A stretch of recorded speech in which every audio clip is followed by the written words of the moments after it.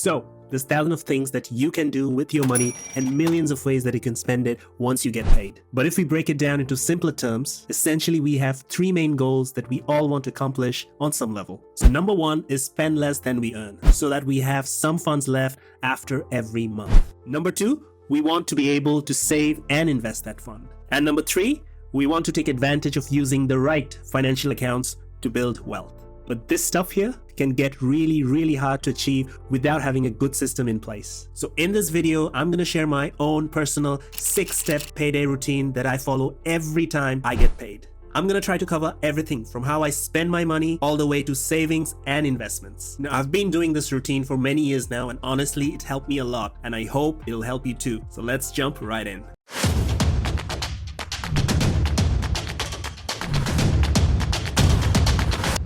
With step number one, which is going to be paying for as well as tracking living expenses. So for this, although we want to eventually work towards our financial freedom for the future, we still have to survive and just live comfortably by spending money on things like housing, food, transportation, utilities, and a bunch of other stuffs. We also have to make sure we pay our high interest rate debt payments in full every single month, just to make sure we don't accumulate interest. That's going to work against us. You don't want to pay unnecessary interest. And also missing a payment will impact your credit score and it will hurt your credit history, and you don't want that. And I have to make it clear here that the only time you should be using your credit card is if you know that you're going to pay them off on time in full every single month. So the only reason that I use credit card myself is because that's exactly what I'm doing. Now, a good rule of thumb is to keep your credit utilization ratio below 30%. Meaning if your credit card lets you borrow $10,000, always keep your credit card balance under $3,000. Now, the other part of step one here in my routine is also going to be tracking my spending. And this is so important to me is just because it's really easy to see all the cash inflows each month when I get paid. But all cash outflows are really going to be difficult to track just because there's so many expenses that I have.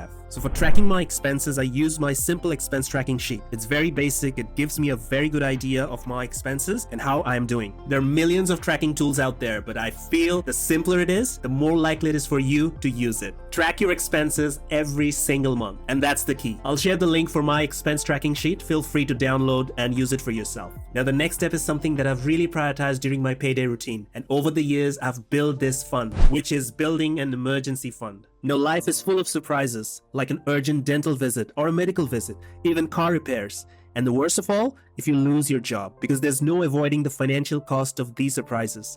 It's really important to just plan for them before they actually happen. Now, building an emergency fund is basically just meant to act as a money cushion that's kind of there if you need it, instead of you having to go further into debt just to finance any of these unexpected things. So for me, having the right amount of emergency fund was always been the top priority. Now, the amount of money to keep in your emergency fund is something that's up to you, but you can follow this table as a guideline, and based on your situation, you can decide for yourself. So if you are a single income household with zero dependent, it's a good idea to target to build an emergency fund for 6 months of basic expenses. Now, if you are a double income household with 1 or 2 dependent, somewhere around 6 months of basic expenses should be really good. Now, there's no rule for this, but this table will give you a good idea of where you stand and where you need to go with your emergency fund. Personally, I've taken this to the extreme. I have actually cut down my expenses to save up to 12 months of basic expenses.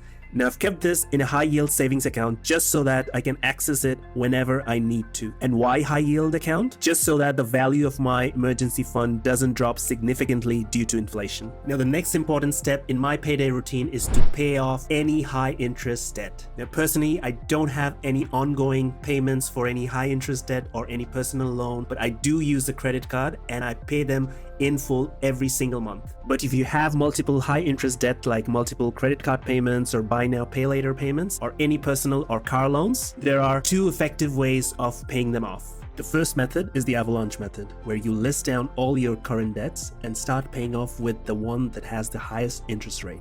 That's because you can save the most money in terms of interest. But you can also do the second method, which is the snowball method, by listing down all your current debts and then attacking the one with the smallest balance first. Snowball method makes more sense to me, as you'll be knocking out your debts quicker, and it'll give you a sense of accomplishment and give you that psychological boost for you to continue the process. No matter what though, just start paying off your high interest debt first, and once you have done that, you can move on to the next step, which is invest with a regular taxable brokerage account. Now for that, the steps would be to open an online brokerage account. You can also use the ones that your bank offers, or you can shop around to find a good deal. Once you have that brokerage account, start investing regularly every month for the long term. For all my investments, I primarily invest in low-cost index funds for the long term. When you invest for the long term, you're not checking your account every day, week, or month. You're putting your money in, making sure everything is set, and probably checking once every quarter. But you're not stressing out every time the stock market is having a panic attack. And there is a misconception about timing the market. Basically, it's when the market isn't doing great, so you decide to stop investing or pull all your money out and wait on the sideline to get back in the right time. Now, there are two problems with it. First, you don't know whether the stock market is going to go lower or higher. No one knows, because no one's got a crystal ball to tell the future. Second, even if you pull out the money at a very good time when the stock market was really high and then crashes, you need to be right a second time to put it back in at the right time. The best solution is just to invest a fixed amount every month consistently, which we call dollar cost averaging. Doesn't matter if the market is up, down, or sideways. Meaning, if you invest $500 into Apple stock every month for the next 10 years, if you are investing a fixed amount of money each time you buy, you'll get more shares when the stock price is lower and fewer stocks when the stock price is higher. Over time, this will minimize cost per share you pay for your stock. Now, the next step of my payday routine is very specific to Australian residents, which is superannuation, which is our retirement fund. And if you're not based in Australia,